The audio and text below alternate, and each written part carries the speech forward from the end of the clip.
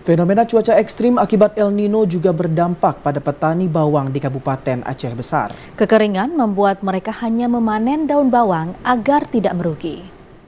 Bercocok tanam merupakan salah satu pilihan petani di Gampong Limpok, Kecamatan Darussalam, Aceh Besar, di sela menanam komoditas pertanian lainnya.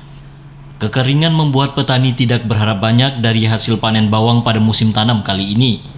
Kekeringan membuat sebagian petani memilih panen lebih awal atau hanya memanen daun bawang agar tidak merugi. Hal ini karena tanaman bawang yang tak tumbuh maksimal akibat kekurangan air. Sulitnya memperoleh air menjadi tantangan yang dihadapi oleh petani di bantaran Sungai Krung Aceh ini.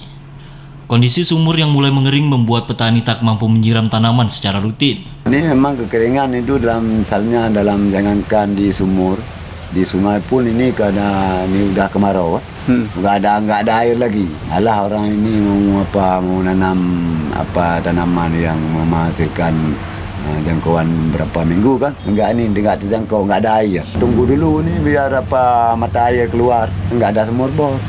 Kenapa nggak buat sumur bor? Karena nggak ada ini ekonominya. Meski masih memiliki debit air, petani mengaku kesulitan menjangkau sumber air karena letaknya yang berjauhan dengan areal tanaman.